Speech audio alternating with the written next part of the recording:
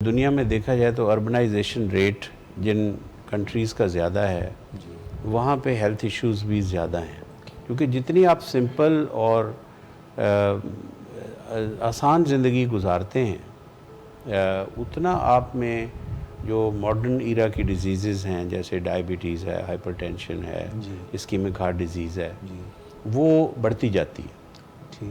جتنا انسان mechanical gadgets کے اوپر ڈپینڈنٹ ہوتا جاتا ہے اتنا وہ جو باڈی انسان کو اللہ تعالیٰ نے دی ہے، پہلے انسان بھاگ کے دوڑ کے ہرن کا شکار کرتا تھا، پتھر مار کے اس کو، تو اب نہ وہ بھاگتا ہے، نہ دوڑتا ہے، نہ ایکسرسائز کرتا ہے۔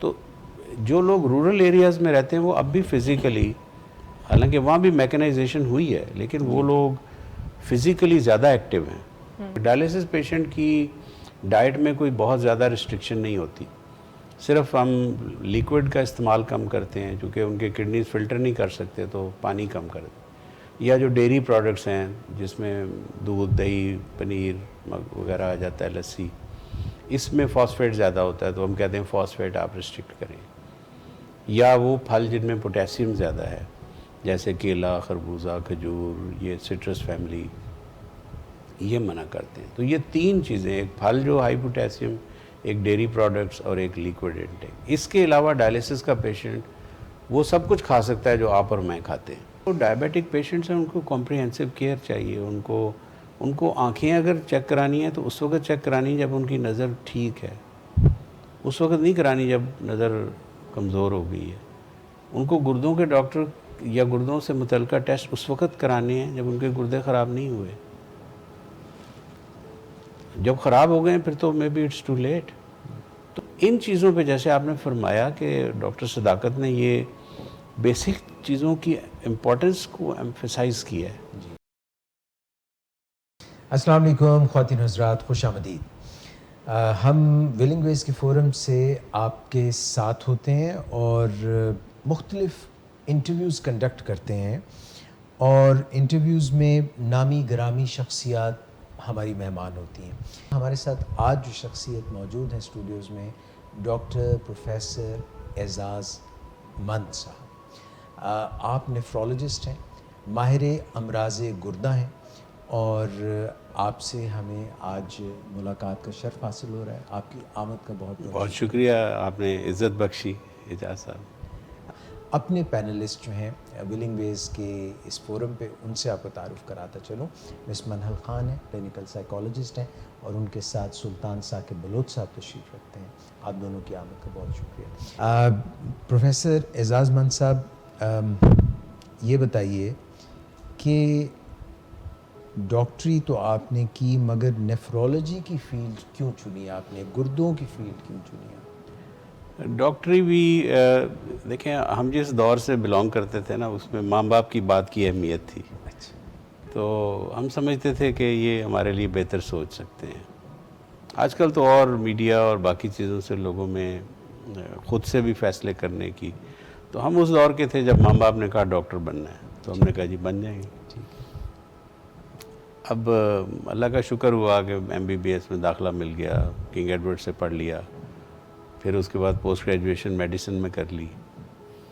لیکن جب میڈیسن میں پوسٹ گریجویشن کی تو لوگ پوچھتے تھے آپ کس چیز کے اسپیشلسٹ ہیں، تو ان کو کہتے تھے میڈیکل اسپیشلسٹ ہیں۔ نہیں وہ تو ٹھیک ہے لیکن آپ کس چیز کے اسپیشلسٹ ہیں؟ تو پھر سوچا کہ کوئی فیلڈ ایسا ہونا چاہیے، تو یہ دیکھا کہ جو کڈنی پیشنٹس ہیں اس وقت، آج سے کوئی 40 سال پہلے میو ہسپتال میں ہم دیکھتے تھے کہ جو گردے کے مریض آتے تھے جن کے کڈنیز ختم ہو گئے ہیں، ان کو ڈائلیسس کی ضرورت ہوتی تھی، فیسیلٹی اویلیبل نہیں تھی، تو ان کے رشتہ داروں سے یہی کہا جاتا تھا کہ ان کو گھر لے جائیں، بس ان کے دن پورے ہو گئے۔ پھر وہاں پہ جو ہمارے سینئر پروفیسر تھے، پروفیسر فتح خان، پروفیسر طاہر شفیع، ان لوگوں نے یہاں پہ کڈنی پیشنٹس کے ٹریٹمنٹ کی بنیاد ڈالی۔ They were actually the fathers of nephrology, professor Tahir Shafi in Mayo hospital, اور اسی وقت بھی اللہ ان کو لمبی عمر دے، وہ حیات ہیں۔ تو ان سے بڑا انسپریشن ہوئی کہ میڈیسن میں فیلوشپ کرنے کے بعد بھی یہ ہوا کہ یہ ایک ایسا فیلڈ ہے جس میں لوگ بے بس ہیں، علاج کرانا بھی چاہتے ہیں، علاج اویلیبل نہیں ہے. تو پھر یہ سوچا کہ اس شعبے میں آگے فردر اسپیشلائزیشن کی جائے. تو پھر سیکنڈ فیلوشپ میں نے کی 94 میں. تو I was the first fellow in the country. والدین انڈیا سے مائیگریٹ ہو کے آئے تھے، اور میرے والد جو تھے وہ ریہیبلیٹیشن ڈپارٹمنٹ تھے. یہ جو ریفیوجیز آتے تھے، جو ٹرینز کٹ کے آتی تھیں، ان کو لک آفٹر کرتے تھے. اور میرے جتنے بھی سارے چچا پھوپھیاں وغیرہ they were all gazetted class 1 officers at that time, PCS officers. تو وہ لوگ بہت انوالو تھے ان زخمیوں کی، جو پاکستان جب بنا تو ان کی کیئر میں، اور ان کو مہاجر کیمپس میں ان کو رکھنا، ان کو ٹیک کیئر کرنا، یہ کام انہوں نے کیا. باقی میرے بھائی بھی حیات ہیں.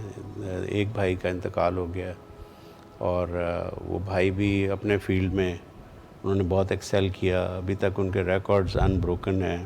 وہ انجینئرنگ یونیورسٹی سے، ہی واز این انجینئر. وہ ابھی بھی کام کرتے ہیں. از 85 ایئرز اولڈ، اور ان کی اپنی فرم ہے. پھر میری وائف بھی میری کزن ہیں، اور وہ بھی ڈاکٹر ہیں. اچھا. ہاں جی، انہوں نے بھی یہاں علامہ اقبال سے ٹاپ کیا. میں نے کنگ ایڈورڈ سے ٹاپ کیا تھا، انہوں نے علامہ اقبال سے ٹاپ کیا. Match made in heaven. تو پھر انہوں نے M.Phil کیا، تو انہوں نے اپنے سارے جو ڈسپلنس تھے M.Phil کے آل ڈسپلنس شی ٹاپڈ. ان کا شعبہ کیا ہے؟ پھر انہوں نے کنگ ایڈورڈ میں وہ پروفیسر آف انیٹمی ہیں. ماشاء اللہ. پھر انہوں نے PhD کی. کیا نام ہے آپ کے مسز کا؟ پروفیسر رافعہ تفویض. تو وہ وہاں ڈین ہے اس وقت بیسک سائنسز کی، اور بہت ساری کمیٹیز کو چیئر کرتی ہیں. تو انہوں نے PhD کر کے پھر FCPS کی وہ سپروائزر ہیں. انہوں نے کافی FCPS اور M.Phil اور ڈفرینٹ جو پوسٹ گریجویشنز ہیں ان کو سب کو پڑھاتی ہیں. وہ کنگ ایڈورڈ کا پروگرام دیکھتی ہیں، سارا یہ جو ریسرچ کا ہے اس کو لک آفٹر کرتی ہیں. تو وہ بھی اب اس سال ریٹائر ہو رہی. میرے 3 بچے ہیں جی. 2 بیٹیاں ہیں، دونوں ڈاکٹر ہیں. ایک بیٹا ہے، وہ بھی ڈاکٹر ہے. وہ آج کل انگلینڈ میں اپنی پوسٹ گریجویشن کے لیے، بیٹی اور بیٹا ادھر ہیں. ایک بیٹی یہاں. All 4 of them are doctors? All 3 of them. 2 girls and 1. جی، بیٹیاں میرڈ ہیں، بیٹا ابھی کر رہا ہے اپنی post graduation. How does it feel like کہ سارے ان کو بڑا کہا تھا کہ یہ فیلڈ تو بڑا مشکل ہے، زندگی بڑی ٹف ہے، کچھ اور کر لو. لیکن وہ کہتے ہیں کہ we will stand out odd in the family. تو بہتر ہے کہ تو انہوں نے اپنی مرضی سے کیا. انہوں نے اپنی مرضی سے کیا، اپنی مرضی سے کیا. تو آپ کی وائف بھی آپ نے کہا ڈاکٹر ہیں، تو آپ کی لائف میں دونوں ڈاکٹرز ہیں، تو وہ ہیلپ فل تھا آپ کی لائف میں؟ بہت ہیلپ فل تھا، کیونکہ she was in basic subject میں تھی نا جی. PhD تھی، ریسرچ اینڈ ٹیچنگ. تو she must have taught thousands of students. تو وہ ان کا ڈے ٹائم کا کام تھا. اور بچے جب اسکول کو گئے ہوتے تھے ڈے ٹائم، ایوننگز ان کی فری تھی. تو very good house wife. She looks after the house, she looks after me. ہم یہاں پہ ایک چھوٹی سی بریک لے کے واپس جب آئیں گے تو آپ کے سوال سے آغاز کریں گے. کوئی علاج گاہ تمام قسم کے نشے کے مریضوں کی علاج کی ضروریات کو پورا نہیں کر سکتا. اسی طرح کوئی علاج گاہ تمام طبقات کی ضروریات کو بھی پورا نہیں کر سکتا. ولنگ ویز میں ایڈمیشن کے لیے بھی سب سے پہلے میرٹ کو دیکھا جاتا ہے، اور اگر میرٹ پہ کوئی پورا اترتا ہو تو پھر ہم بتاتے ہیں کہ جو پری ایڈمیشن کاؤنسلنگ ہے فیملی کی، وہ کتنی دیر ہوگی. نشے کے مریضوں میں ایک چنک ہے جس کے لیے ولنگ ویز کارآمد ہو سکتا ہے، اور وہ چنک ہے ایسے مریضوں کا جو کہ پرسکرپشن ڈرگ سے یعنی معالجین کے ہاتھوں نشے کی بیماری میں مبتلا ہوئے ہیں، یا جو مریض ابھی یونیورسٹی میں پڑھ رہے ہیں یا کسی جاب پہ ہیں یا بزنس کی سربراہی کر رہے ہیں، پڑھے لکھے لوگ ہیں اور ان میں کوئی اور اخلاقی برائی نہیں ہے اور کوئی ان کے اندر کرائم کا پہلو نہیں ہے، انہوں نے کبھی کوئی جرم نہیں کیا، کوئی نشہ نہیں بیچا یا کوئی ایسا کام نہیں کیا جسے ہم جرم کی دنیا کا کام سمجھتے ہیں. تو یہ سب چیزیں دیکھتے دیکھتے پھر ہم یہ بھی دیکھتے ہیں کہ کیا یہ علاج جو کوئی شروع کرنا چاہتا ہے تو کیا اس علاج کو وہ تکمیل تک بھی پہنچا سکتا ہے کہ نہیں. جو لوگ مالی مشکلات کا شکار ہوتے ہیں ان کے لیے ولنگ ویز کوئی بہت زیادہ سوٹیبل علاج گاہ نہیں ہے. ولنگ ویز میں صرف وہ لوگ جو ہے بہت بہترین فائدہ اٹھا سکتے ہیں اور اپنے پیاروں کی زندگی میں انقلاب لا سکتے ہیں, جو کہ مسلسل پرجوش ہو کے کام کر سکتے ہوں, جو محنت سے کام کر سکتے ہوں, جو لکھنے پڑھنے سے گھبراتے نہ ہوں, اور جو مسلسل وقت کی اور روپے کی انویسٹمنٹ کر سکتے ہوں. ولنگ ویز کی جو پالیسی ہے وہ دو لفظوں کے ارد گرد گھومتی ہے. ایک ہے آنیسٹی اور دوسری ہے ٹرانسپیرنسی. Welcome back. آپ نے اپنے انتہائی کامیاب کیریئر میں جو آپ نے گزارا ہے ابھی تک, آپ نے کیا فیل کیا کہ اس میڈیکل فیلڈ میں پاکستان کیا اس معیار کے مطابق ہے جو انٹرنیشنل ایک معیار ہونا چاہیے, یا اگر اس معیار پہ نہیں ہے تو کیا بہتری کی گنجائش ہے؟ کیا ہم ایسے قدم اٹھائیں تو پاکستان میں ایسے قدم اٹھائے جائیں کہ وہ ہم انٹرنیشنل لیول تک جا سکیں صحت کے شعبے میں؟ دیکھیں, یہ ایک بیسک بات ہے کہ what ever goes in comes out. ٹھیک ہے نا. اگر آپ کا کرائٹیریا جو سلیکشن ہے فار میکنگ ڈاکٹر وہ اچھا نہیں ہے تو جو آپ اس کو کتنا بھی ٹرین کر لیں, جو باہر نکلے گا وہ اتنا اچھا نہیں ہوگا. کیونکہ قابلیت صرف یہ نہیں ہوتی کہ آپ نے مارکس کتنے لیے ہیں یا آپ نے پوزیشنز کتنی لیے ہیں یا میڈلز کتنے لیے ہیں. ہر ڈفرینٹ ٹائپ کی انٹیلیجنس ہوتی ہے. کچھ لوگ میتھمیٹکس میں انٹیلیجنٹ ہیں, کچھ لوگ جو ہے جی ان کی کچھ سنگنگ کی انٹیلیجنس سنگنگ کی ہوتی ہے, کچھ لوگوں یہ خدا داد صلاحیتیں ہوتی ہیں. تو آپ کو پہلے تو یہ ہے کہ you need motivated people who want to work hard, کیونکہ محنت بہت ہے اس فیلڈ میں, دن رات جاگنا پڑتا ہے. اور پھر ان لوگوں میں ایک پروفیشنل آنیسٹی, جو لوگ آنیسٹی سے چلنا چاہتے ہیں, ایسے لوگوں کو آپ ٹرین کریں گے تو ریزلٹس ڈفرینٹ ہوں گے. اور جو مجبوراً اس فیلڈ میں آ گئے یا انٹرسٹ نہیں تھا وہ اس میں چلے گئے تو وہ پھر اس کی خدمت نہیں کر سکیں گے پروفیشن کی. کڈنی کی ڈیزیز بہت پریولنٹ ہے, بہت کامن ہے. بڑے شہروں میں اور دور افتادہ گاؤں میں کیا وجوہات ہیں جی کہ گردوں کے امراض زیادہ ہیں پاکستان میں, اور ان کو کیسے کم کیا جا سکتا ہے؟ جو ہمارا جتنی اربنائزیشن ہے, اگر دنیا میں دیکھا جائے تو اربنائزیشن ریٹ جن کنٹریز کا زیادہ ہے وہاں پہ ہیلتھ ایشوز بھی زیادہ ہیں. کیونکہ جتنی آپ سمپل اور آسان زندگی گزارتے ہیں اتنا آپ میں جو ماڈرن ایرا کی ڈیزیزز ہیں جیسے ڈائبٹیز ہے, ہائپر ٹینشن ہے, اسکیمک ہارٹ ڈیزیز ہے, وہ بڑھتی جاتی ہے. ٹھیک.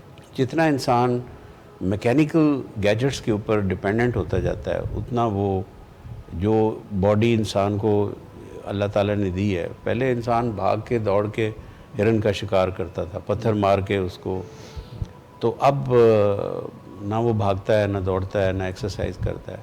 تو جو لوگ رورل ایریاز میں رہتے ہیں وہ اب بھی فزیکلی, حالانکہ وہاں بھی میکنائزیشن ہوئی ہے, لیکن وہ لوگ فزیکلی زیادہ ایکٹیو ہیں.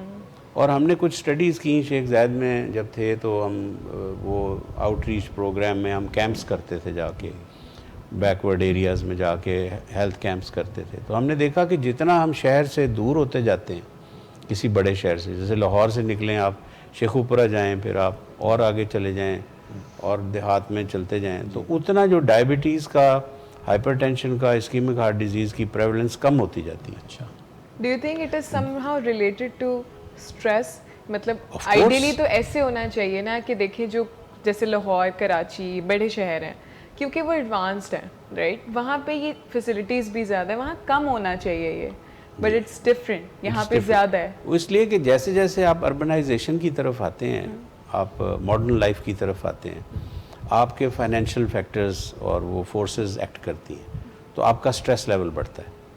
تو جو سائیکولوجیکل ایشوز ہوتے ہیں لوگوں کو, آپ نے کبھی آبزرو کیے کہ دیر از اے لنک بٹوین دیم, کہ آپ کے پاس جو پیشنٹس آتے ہیں جن کو کڈنیز کے ایشو ہیں تو پیچھے کہیں سائیکولوجیکل ایشوز ہیں اس میں, ان میں psychological issues as a cause یا as an effect? As a cause. As a cause دیکھیں اسٹریس تو بڑھتا ہے. جب بھی اسٹریس بڑھتا ہے وٹ ایور ریزن, فیملیل ہے, کوئی صدمہ ہے, کوئی فائنینشیل پریشر ہے, کوئی سوشل ریزنز ہیں, جب بھی اسٹریس بڑھتا ہے تو انسان کا بلڈ پریشر بڑھتا ہے اور کچھ سرٹن ہارمونز کیٹیکولامین زیادہ ریلیز ہوتے ہیں جس سے آپ کا بلڈ پریشر بھی بڑھتا ہے اور آپ کا رسک آف ڈائبٹیز بڑھ جاتا ہے, کیونکہ کیٹیکولامینز ڈائبیٹوجینک ہوتے ہیں. جتنے بھی اسٹیرائڈز باڈی میں بنیں گے اسٹریس سے وہ ڈائبیٹوجینک ہیں, تو وہ اس طرح سے کنٹریبیوٹ کر سکتا ہے اسٹریس. لیکن کوئی بھی کرونک النس اٹ سیلف ایک اسٹریس ہے, اور سو اسٹریس اینڈ اور ڈپریشن اور anxiety goes hand in hand with any chronic اور سیریس النس. مگر your schooling, your college before going to King Edwards, and then your post graduation, اور یہ ذرا اکیڈیمکس کا اپنا تھوڑا بتائیے. میں اسکول میں سینٹ ماڈل اسکول سے پڑھا تھا, اور اس وقت وہ بہت اچھا اور مشہور اسکول تھا. 2-3 اسکول لاہور میں اچھے تھے, ان میں وہ ایک اسکول تھا, اور میرٹ پہ وہاں ایڈمیشن ہوتا تھا. مشکل تھا بہت داخلہ, تو داخلہ ہو گیا. 10 سال وہاں پڑھے. 10 سال میں اپنی کلاس کا مانیٹر رہا, ماشاء اللہ. اور شروع کے 2-3 جو فرسٹ سیکنڈ تھرڈ میں رہے. پھر میں وہاں کا چیف پریفیکٹ تھا, جس کو آپ ہیڈ گرل یا ہیڈ بوائے کہتے ہیں, وہ رہا میں. پھر ہمارے ٹیچرز ہمارے ساتھ کھیلتے تھے, بڑے اچھے شفیق استاد تھے ہمارے, اور ہم ان کے ساتھ ہاکی کھیلتے تھے, کرکٹ کھیلتے تھے. میری گیم فیملی گیم میری بیڈمنٹن تھی, تو میں بیڈمنٹن کھیلتا تھا. پھر وہ میں نے کالج تک کھیلی, یونیورسٹی لیول تک کھیلی. تو میٹرک بھی ہم کنگ ایڈورڈ میں آ گئے میرٹ کے اوپر, اور یہاں پہ بھی میں نے وہ سائیکلنگ میری ہابی تھی, تو 5000 میٹر سائیکل ریس میں فرسٹ پرائز تھا. اچھا, ایکسلنٹ. پھر بیڈمنٹن کا میں کیپٹن تھا کالج ٹیم کا. ہم پنجاب یونیورسٹی چیمپئن شپ جیتے, سارے پنجاب یونیورسٹی کے کالجز ملا کے. کنگ ایڈورڈ ون دی پنجاب یونیورسٹی بیڈمنٹن چیمپئن شپ. پھر کالج کلر مجھے بیڈمنٹن کا ملا. پھر میں جوڈو کھیلتا رہا. اچھا. میں نے اورنج بیلٹ تک جوڈو میں نے کی. کہاں تو پہ یہ ادھر باغ جناح میں ایک وہ نوید صاحب تھے, ایک بلیک بیلٹ, وہ مارشل آرٹس سکھاتے تھے, ان کے پاس. تو کیوں آپ کو یہ لگا کہ مجھے جو ہے نا مار پٹائی اور جوڈو ہی آنی چاہیے, مارشل آرٹس؟ وہ اس وقت ینگ ایج میں وہ ایکسائٹنگ لگتی تھی نا چیزیں, تو وہ کھیلی. تو اللہ کا شکر ہے کہ اس عمر میں بھی ابھی تک فٹ ہیں, کوئی بیماری نہیں ایسی ہوئی, چونکہ ہم نے sports, athletics, games, running, cycling, آپ کو پتہ ہے کافی ہیلدی ایکسرسائز ہے, یہ سب کرتے رہے تو اللہ کا کرم رہا. تو بڑی بھرپور زندگی گزاری. ایکیڈیمکس میں بھی میڈلز لیے, FCPS میں بھی میڈل, اور سرجری میں بھی میڈل, اور سارے. تو اللہ کا بڑا کرم ہے. اور ہمارے والد بھی اسی طرح, he was a PCS officer, تو انہوں نے ہمارے گھر میں ایک بیڈمنٹن کورٹ بنایا ہوا تھا. اچھا. اور میرے دونوں بڑے بھائی بھی, تینوں بڑے بھائی بیڈمنٹن کھیلتے تھے, اور وہ بھی نیشنل لیول پہ کھیلتے تھے. اچھا. تو اس وقت اس کورٹ میں جو پاکستان نمبر 1-2 تھے بیڈمنٹن کے, وہ بھی ہمارے گھر میں کھیلتے تھے. تو وہ ایک ماحول ایسا تھا کہ آوارہ پھرنے سے والد صاحب نے یہ سوچا کہ گھر میں ایک ایسا سپورٹس کا بنایا جائے. تو ہمارے گھر میں خواتین بھی کھیلتی تھیں, میری بھابیاں بھی بیڈمنٹن کھیلتی تھیں, میری بہنیں, سب. How healthy activity. Yes, that is how it used to be. Families gel together. Gel together. And then they are doing some physical activity and they get close to each other. And you invite your neighbors and they come, and then you play, and then you eat together and you celebrate together. Memories اتنی اچھی بن جاتی ہیں that you cherish. اب آپ اپنی life میں کون سی آپ کی ہابیز ہیں جو آپ کنٹینیو کرتے ہیں اب تک؟ میں مطلب I love music. My son is a vocalist, he's a guitarist, he's very good in music. He was in HSN, so he became the president of Music Society, as well as in medical college. تو وہ music سے مجھے بہت لگاؤ ہے. Dialysis patient کی diet میں کوئی بہت زیادہ ریسٹرکشن نہیں ہوتی, صرف ہم لیکوڈ کا استعمال کم کرتے ہیں, چونکہ ان کے کڈنیز فلٹر نہیں کر سکتے, تو پانی کم کر دیں. یا جو ڈیری پروڈکٹس ہیں جس میں دودھ, دہی, پنیر وغیرہ آ جاتا ہے, لسی, اس میں فاسفیٹ زیادہ ہوتا ہے تو ہم کہتے ہیں فاسفیٹ آپ ریسٹرکٹ کریں. یا وہ پھل جن میں پوٹیسیم زیادہ ہے جیسے کیلا، خربوزہ، کھجور، یہ سٹرس فیملی، یہ منع کرتے ہیں. تو یہ 3 چیزیں، ایک پھل جو ہائی پوٹیسیم، ایک ڈیری پروڈکٹس اور ایک لیکوڈ انٹیک. اس کے علاوہ ڈائلیسس کا پیشنٹ وہ سب کچھ کھا سکتا ہے جو آپ اور میں کھاتے ہیں. تو ہم انہیں انکریج کرتے ہیں. ہمارے یہاں کانسیپٹ یہی ہے کہ جس کو کڈنی فیلئر ہو گیا ہے وہ گوشت بند، دالیں بند، یہ بند. ہاں وہ پری ڈائلیسس سٹیج پہ ہمیں ریسٹرکٹ کرنا پڑتا ہے، لیکن پھر بھی 60% پروٹین تو وہ کھا سکتے ہیں. تو اس لیے ہم ان کو کہتے ہیں کہ آپ ایک بوٹی یا آپ توش ٹانگ مچھلی یا آپ شوربہ یا یہ ڈائٹ تو لیں، ہیلدی ڈائٹ لیں. اور اس کے علاوہ دیکھیں فیملی کا بہت رول ہے. کڈنی پیشنٹ کیونکہ مریض کو ہی لگتا ہے میرے گردے ختم ہو گئے ہیں، میرے اینڈ آف لائف کا بھی رول ہے. جی جینیٹکس کا بھی رول ہے. جینیٹکس کا بھی رول ہے، بالکل ہے. تو وہ مریض کو بڑے اس کو سائیکولوجیکل سپورٹ کی ضرورت ہوتی ہے، جس میں اسپاؤس یا فیملی ممبرز جو کیئر گیورز ہیں جو ان کا بڑا رول ہے to keep them happy, to keep them going. کیونکہ ڈائلیسس کا مقصد ہی ہے کہ انسان اپنے جو معمولات زندگی ہیں ان کو کنٹینیو کر سکے، اپنی وہ جاب پہ جا سکے، ارن کر سکے. انفارچونیٹلی ہمارے کوئی 50% لوگوں کو پتہ ہی اس وقت لگتا ہے جب وہ اینڈ سٹیج ہو گئے ہوتے ہیں اور ٹو لیٹ ہوتا ہے. تو اسی لیے آئی تھنک کہ بڑا رول ہے ایسے پروگرامز کا، میڈیا کا، کہ اویئرنیس لوگوں میں اور زیادہ کریٹ کی جائے. کہ my father was a kidney patient, کی کڈنی فیلئر ہو گیا تھا تو ہی واز ان ڈائلسس. تو وہ ایک بڑا بریکنگ پوائنٹ ہوتا ہے اس پیشنٹ کے لیے، جب آپ ان کو بتاتے ہیں کہ آپ کی کڈنیز جو ہیں وہ فیلئر کی طرف جا رہی ہیں. بہت میجر سی ایک چیز ہوتی ہے. اور آبویسلی آپ بھی جو اپنے پیشنٹس کو یہ بات بتاتے ہوں گے. ڈائلسس اٹ سیلف نام بڑا ہاریفائنگ سا ہے تو لوگ ڈر جاتے ہیں، اچھا ڈائلسس تو آپ پھر کس طرح سے اپنے پیشنٹ کو، وہ جو پیشنٹ کا ایک بریکنگ پوائنٹ ہوتا ہے رائٹ. اور ڈائلسس میں آبویسلی پیشنٹ بہتر تو ہوتا ہے لیکن اس میں بھی پرابلمس تو ہوتی ہیں. سائیکولوجیکلی آپ کو فیل ہو رہا ہوتا ہے پرابلی پتہ نہیں میں بچوں گا نہیں بچوں گا کیونکہ بڑی. تو آپ کس طرح سے پیشنٹ کو پھر اس وقت موٹیویٹ کرتے ہیں یا اس کو بتاتے ہیں کہ نہیں ایوری تھنگز گونا بی. دیکھیں کوئی بھی جو بیڈ نیوز ہوتی ہے نا، جو آپ کا ذہن ایکسیپٹ نہیں کر رہا ہوتا، وہ انسان ڈفرینٹ فیزز سے گزرتا ہے. پہلا فیز تو ڈینائل کا ہوتا ہے کہ انسان کہتا ہے کہ نہیں میری شوگر اگر ابھی 300 نکل آئے تو میں کہوں گا نہیں یہ رپورٹ ہی غلط ہے، شاید گلوکومیٹر ٹھیک نہیں ہے، آئی ول ڈینائی اٹ. دوسرا پھر ہوتا ہے ایجیٹیشن کا.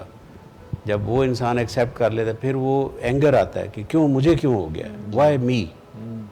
پھر تیسری سٹیج آتی ہے کہ جب انسان ایکسیپٹ کرتا ہے اس کو، اور اس کے ساتھ پھر ڈپریشن بھی آتی ہے کسی بھی کرونک النس میں. اب kidney disease usually life threatening ہوتی ہے انلیس اٹ از ٹریٹڈ. اور یہ پیشنٹس جب ان کو بیڈ نیوز بریک کرتے ہیں تو ہم کوشش کرتے ہیں کہ ان کو تھوڑا سا موٹیویٹ کر کے ان کو بتائیں کہ بھئی آئی ہیو پیشنٹس جو 27 ایئرز 30 ایئرز سے ڈائلیسس پہ ہیں and they are living and they are healthy, they are continuing. تو ڈپینڈس کہ جو بیماری آپ کو ڈائلیسس پہ لائی ہے ایکچولی آپ اس سے جاتے ہیں، آپ ڈائلیسس سے نہیں جاتے. تو وہ ڈائلیسس کے پیشنٹس کو ہم پھر انکریج کرتے ہیں کہ دیکھو یہ بھی تو ہے، یہ ڈائلیسس کرا رہا ہے. تو وہ ان کے اپنے گروپ بن جاتے ہیں، ایک دوسرے کو انکریج کرتے ہیں، دیکھتے ہیں وہ کہ ہاں یہ ٹھیک چل رہا ہے. Addiction is a physical disease, it's a chronic disease. تو جب ہم بھی ان کو بتاتے ہیں تو وہ بھی یہ سارے فیزز سے آبویسلی گزرتے ہیں. It's very difficult for them to accept. اور یہ ایسی چیز ہوتی ہے جس میں آپ کو لائف اسٹائل چینجز لانے پڑتے ہیں. obviously long going thing ہے. I wanted to ask you کہ اب آپ کا کام تھوڑا سا ڈیفیکلٹ ہے، اسٹریس کازنگ ہے، تو آپ اپنی مینٹل ہیلتھ کو کیسے ٹھیک رکھتے ہیں پھر؟ بس اس کے لیے بلکہ میں تو یہ سمجھتا ہوں کہ میں جب کام پہ ہوتا ہوں تو میں زیادہ ریلیکسڈ ہوتا ہوں اور میں زیادہ انجوائے کرتا ہوں اس کو رادر دین سٹنگ آئیڈل. لیکن ہر انسان کو ریسٹ بھی چاہیے، اس کو تھوڑا سا ٹائم اپنے لیے بھی چاہیے. اپنی انٹیلیجنس صرف کتابیں پڑھنے سے یا میڈل لینے سے یا اس سے نہیں ہوتی. Intelligence can be of various types. تو ایک پلمبر بھی انٹیلیجنٹ ہو سکتا ہے، ایک ملازم بھی انٹیلیجنٹ ہو سکتا ہے، ایک شو میکر بھی انٹیلیجنٹ ہو سکتا ہے. وہ جیسے پروفیسر صاحب فرما رہے ہیں تو 5 سینسز جو ہماری حواس خمسہ ہیں وہ تو سبھی جانتے ہیں جی، مگر چھٹی سینس جو ہے وہ کہتے ہیں جی 6 سینسز کی، وہ کامن سینس ہے، common sense which is very uncommon. خواتین حضرات ایک چھوٹی سی بریک. پاس جو پیشنٹ آتی ہیں خاص طور پہ خواتین اس میں اکثریت کے ہاتھ سن ہو رہے ہوتے ہیں اور پیر سن ہو رہے ہوتے ہیں. ہاتھ سن ہونا، پیر سن ہونا، انیشلی جب تھوڑا سا میں جب نا تجربہ کار تھا تو اس میں اس کو بڑے فزیکلی چیزوں کو اس کو میں دیکھتا تھا کہ واقعی یہ کیا ہو رہا ہے، نیوروپیتھی ہو رہی ہے، کیا ہو رہا ہے. لیکن جب میں اس کو ڈیٹیل میں دیکھا اور اس کو جو اس میں تھوڑا ایکسپیرینس زیادہ ہوتا گیا تو یہ پتہ لگا کہ یہ انگزائٹی کی قسم ہوتی ہے. ٹھیک ہے، بہت ساری خواتین جو آپ کو، میں تو آنکھیں بند کر کے بتا دیتا ہوں کہ آپ کو انگزائٹی ہے اور ہاتھ پاؤں سن ہونے، ہاتھ پاؤں جلنے، اور یہ پٹھے کھچے ہوئے ہیں، گردن کے پٹھے کھچے اور سر میں یہاں سن ہو رہا ہے. یہ انگزائٹی، سٹریس، ڈپریشن، اور یہ اس کے پیچھے جو ایک براڈ ٹرم میں کہ سائیکولوجیکل ریزنز ہوتی ہیں، نفسیاتی وجوہات ہوتی ہیں، کیونکہ پیشنٹ اس کو ایکسپریس نہیں کر رہا ہوتا. یہ تو آپ کو نہیں آ کے کہے گا ڈاکٹر صاحب مجھے بہت ٹینشن ہے، یہ انگزائٹی ہے. تو فزیکلی فارم کے اندر وہ چیزیں ایکسپریس ہوتی ہیں جو فزیکلی فارم میں ہوتی ہیں. ہر بندے کی سمٹمز مختلف، لیکن یہ جو سمٹم ہے بہت کامن ہے. ہاتھ پاؤں سن ہونا، آنکھیں بند کر کے کہہ دیں کہ یہ انگزائٹی ہے.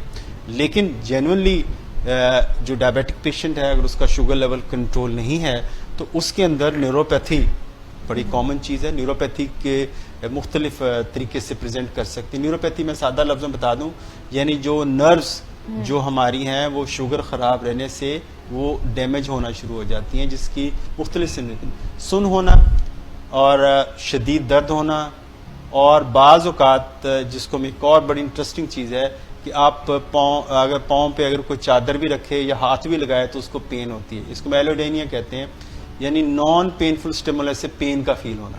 یعنی اگر کسی کے جو کاٹن کی چادر بھی پاؤں پہ رکھ دی یا کسی نے ہاتھ بھی لگا دی، یہ پین تو نہیں کرتا نارمل. اگر یہ پین اس کو فیل ہو رہی ہے، تکلیف ہو رہی ہے، تو یہ الٹرڈ سینسیشن ہے. اس کا مطلب وہ نیوروپیتھی کا شکار ہے. اور اس کی جو ایکسٹریم فارم ہے جس کے اندر ہم یہ کہتے ہیں کہ یہ اس کے پاؤں بالکل بے حس ہو گئے ہیں، سن ہو گئے ہیں، یعنی اس طرح سن ہو گئے ہیں کہ اگر اس پہ ہم کوئی پتھر، کنکر، کیل لگ بھی جائے ان کو نہیں پتہ چلتا. تو یہ وہ ہائی رسک فٹ بن جاتا ہے.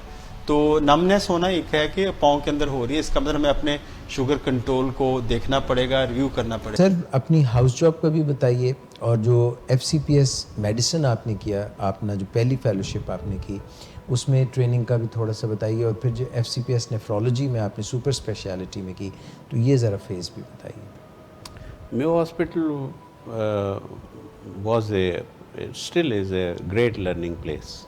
وہاں پہ پیشنٹس کا اتنا لوڈ ہوتا ہے اور آپ کو ہر طرح کے مریض ملتے ہیں دیکھنے کو. And if you are bold and courageous تو آپ بہت کچھ سیکھ سکتے ہیں.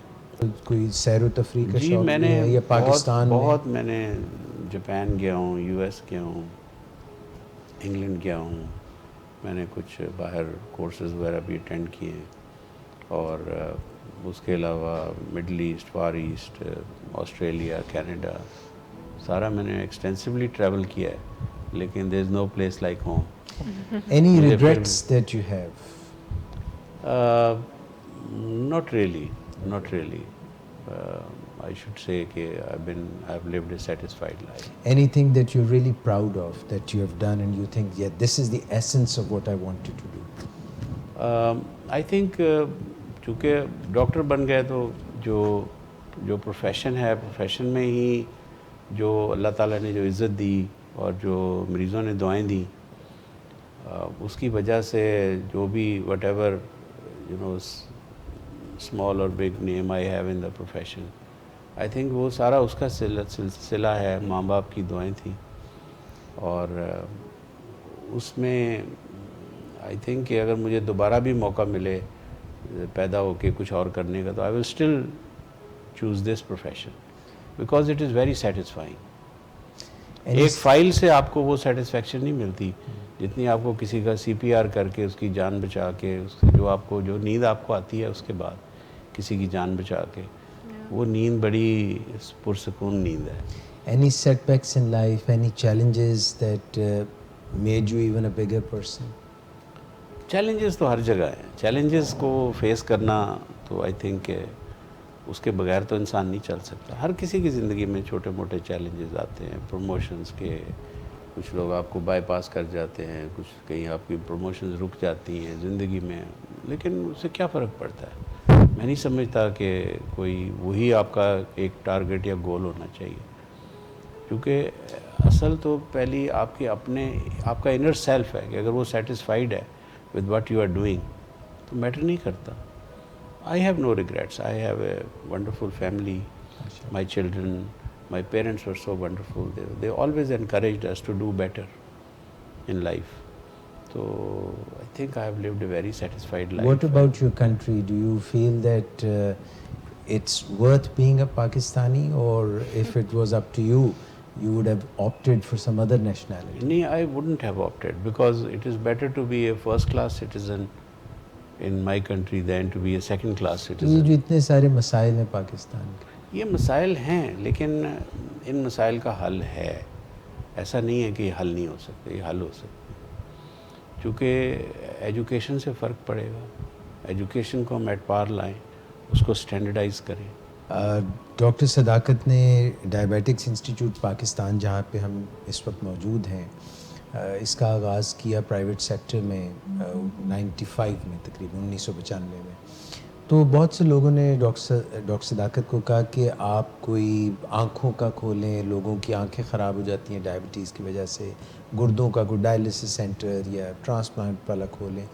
تو ڈاکٹر صاحب نے ہمیشہ یہ فرمایا کہ اس کے لیے بڑے بڑے اچھے بہترین ڈاکٹرز کنسلٹنٹس موجود ہیں.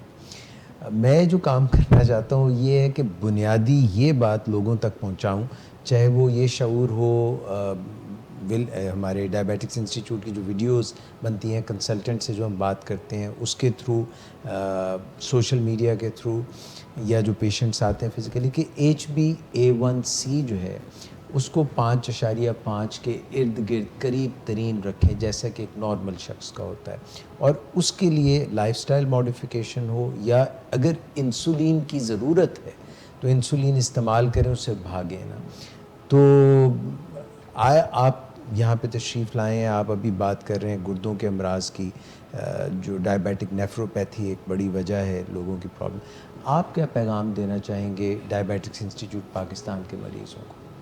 میرا خیال ہے جو ڈائبٹیز جیسے کہتے ہیں بلڈ پریشر سائلنٹ کلر ہے، تو ڈائبٹیز بھی ایک سائلنٹ کلر ہے، کیونکہ وہ بیماریاں جن کی علامات دیر سے ہوتی ہیں وہ تو ڈیٹیکٹ نہیں ہوتی. تو ڈائبیٹک پیشنٹس ہیں، ان کو کمپریہنسو کیئر چاہیے. ان کو آنکھیں اگر چیک کرانی ہیں تو اس وقت چیک کرانی جب ان کی نظر ٹھیک ہے، اس وقت نہیں کرانی جب نظر کمزور ہو گئی ہے. ان کو گردوں کے ڈاکٹر یا گردوں سے متعلقہ ٹیسٹ اس وقت کرانے ہیں جب ان کے گردے خراب نہیں ہوئے. جب خراب ہو گئے پھر تو maybe it's too late. تو آئی تھنک کہ پریونٹیو پروگرامز جو ہے نا، early detection and prevention of kidney disease کے پروگرامز گورنمنٹ کو لانچ کرنے چاہیے، جس میں بیسک باتیں کہ ایک یورین ٹیسٹ جو کہ ایک آپ نے ڈپسٹک ہی ڈالنی ہے نا یورین میں، پتہ لگے پروٹین آ رہی کہ نہیں آ رہی، یا ایک سمپل گلوکومیٹر سے ایک پرک ہے چھوٹا سا، شوگر پتہ لگ جائے. ان چیزوں پہ جیسے آپ نے فرمایا کہ ڈاکٹر صداقت نے یہ بیسک چیزوں کی امپورٹنس کو ایمفیسائز کیا ہے. ہمارا یہاں پہ ولنگ ویز میں جو کام ہوتا ہے وہ زیادہ تر اس کا جو مین سٹے ہے وہ ریہیب ہے، rehabilitation from drug addiction, from chemical addictions as well as but of non chemical addiction. مگر زیادہ کام ہم کرتے ہیں کیمیکل ایڈکشنز میں. پچھلے 10 سال میں جس طرح سے کافی معاشرے کی فیبرک میں تبدیلیاں رونما ہوئی ہیں، کہیں پہ بہت زیادہ کلاس ڈفرینس ہوا ہے، آسودگی بھی آئی ہے، اور کئی جگہوں پہ لوگوں کے پاس بنیادی ضرورتوں کی بھی کمی واقع ہوئی ہے. لوگوں نے اسکیپ کے طور پہ یا سیلیبریشن کے طور پہ جو ہے ڈرگز کی طرف بہت زیادہ رغبت پائی جانے لگی. اور پہلے 35 سال 40 سال کی عمر میں ڈرگ ایڈکشن کے پرابلمز نظر آتے تھے، مگر اب CEOs سے لے کر عام آدمی تک اور بچوں تک اور گھرانوں میں جو یہ سٹریس کا ماحول ہے، تو یہ کافی ایڈکشن کا پرابلم آ رہا ہے.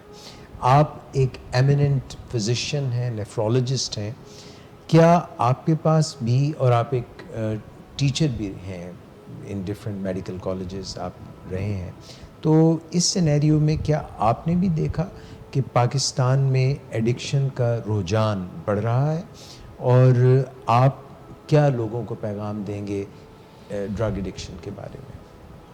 آئی تھنک کہ جو ایڈکشن ہے جیسے آپ نے فرمایا بہت بڑھ رہی ہے اور سارے اکراس دا پاپولیشن ہر طرح کے لوگوں میں بڑھ رہی ہے.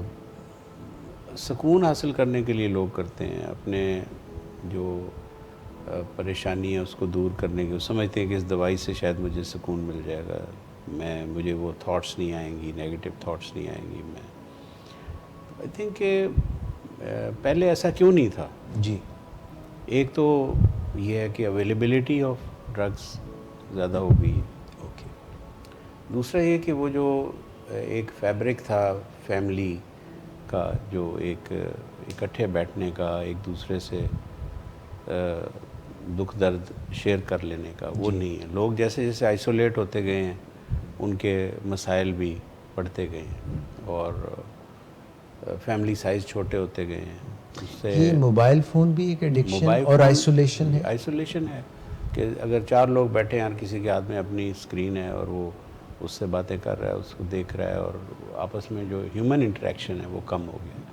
جہاں ہیومن انٹریکشن ایک دوسرے سے کم ہوا ہے وہاں پہ مسائل زیادہ ہوئے ہیں.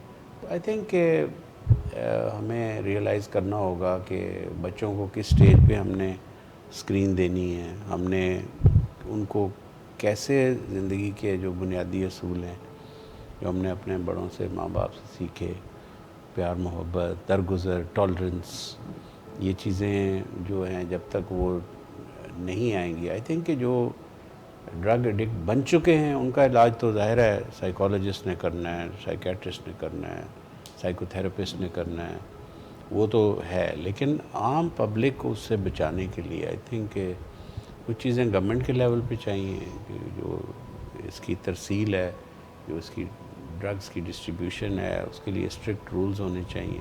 خواتین میں کوئی گردوں کی بیماریاں, یو ٹی آئی سے ریلیٹڈ, یا کوئی ایسی بیماریاں جو زیادہ کامن ہوں مردوں کی بنسبت؟ عورتوں میں جو یورینری ٹریکٹ انفیکشنز زیادہ ہیں اور کرونک ہو جاتی ہیں, کیونکہ اس کی وجہ یہ ہے کہ جو فیمیل یوریتھرا کی جو لینتھ ہے وہ کم ہے as compared to male urethra. اس کی وجہ سے لوکل ایریا سے جراثیم بڑی جلدی, پھر 4 سینٹی میٹر کا ڈسٹنس ہے, وہ بلیڈر میں بڑی جلدی پہنچ جاتے ہیں, پھر انفیکشن اسینڈ کر جاتی ہے. دوسرا جو پریگنینسی ریلیٹڈ کڈنی فیلئر ہے, ہم بہت دیکھ رہے ہیں کہ جو مس مینیجڈ ڈیلیوریز ہیں یا کوئی اللہ کی طرف سے کوئی بلیڈنگ زیادہ ہو گئی, اینٹی پارٹل ہیمریج, یا ڈیلیوری کے بعد ہیمریج ہو گیا, تو اس کی وجہ سے بلڈ پریشر ایک دم گرتا ہے, اس سے کڈنی شٹ ڈاؤن ہوتے ہیں. یا ہیمولیٹک یوریمک سنڈروم ایک بیماری ہے, وہ عورتوں میں ہو جاتی ہے. تو ہمارے پاس ریگولرلی پیشنٹس آتے رہتے ہیں جو پریگنینسی کے بعد as a complication kidney failure ہو, اور کچھ کا کڈنیز پہ ریکور نہیں کرتے, they have to go for a transplant اور they have to be on permanent dialysis. Students بڑی محنت کرتے ہیں, جو لوگ پروگریس کرنا چاہتے ہیں وہ بڑی محنت کرتے ہیں, نیند کمپرومائز کر دیتے ہیں. نیند جو ہے کم لینا, اس کے کوئی اثرات مرتب ہوتے ہیں ہماری مجموعی صحت پہ اور گردوں پہ بھی؟ بہت زیادہ. کیونکہ دیکھیں گردوں کو آپ علیحدہ نہیں کر سکتے ہیومن باڈی سے, نہ آپ مائنڈ کو باڈی سے علیحدہ کر سکتے. If you have stress here you will produce more acid in your stomach.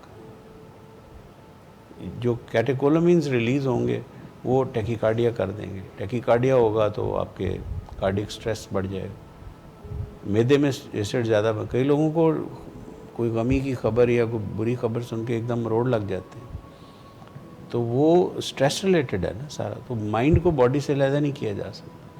اسی طرح مائنڈ کو ریسٹ چاہیے. آپ کو 8 آورس کی سلیپ تو چاہیے, اور منیمم 7 آورس کی سلیپ چاہیے ان 24 آورس. اگر وہ نہیں ہوگی باڈی سٹریس میں رہے گی, مسلس کھچے رہیں گے, تھکاوٹ ہوگی, پٹھے درد کریں گے, چڑچڑاپن شروع ہو جائے گا, وہ سارے آ جائیں گے. اور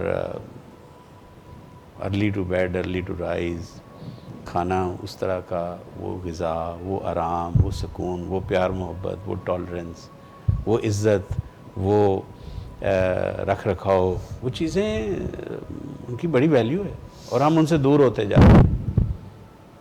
آپ اپنے کیتھارسس کے لیے, ریلیکس کرنے کے لیے, انوائنڈ کرنے کے لیے کیا کرتے ہیں آج کل؟ میں کوئی کتاب پڑھ لیتا ہوں, یا میں کوئی اپنے گھر کے جو چھوٹا سا گارڈن ہے اس کو دیکھ لیتا ہوں, گارڈننگ کرتا ہوں.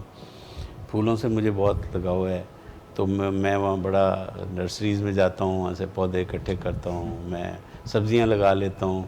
میں گھر میں چھت پہ گملوں میں بھی میں نے سبزیاں لگائی ہوئی ہیں, ہیلدی فوڈ ہوتی ہے, وہ کھاتے ہیں. آئی تھنک میرے لیے تو یہ بہت ہے, فیملی لائف, اینڈ یہی میرے لیے, یا کچھ میوزک سن لیتا ہوں.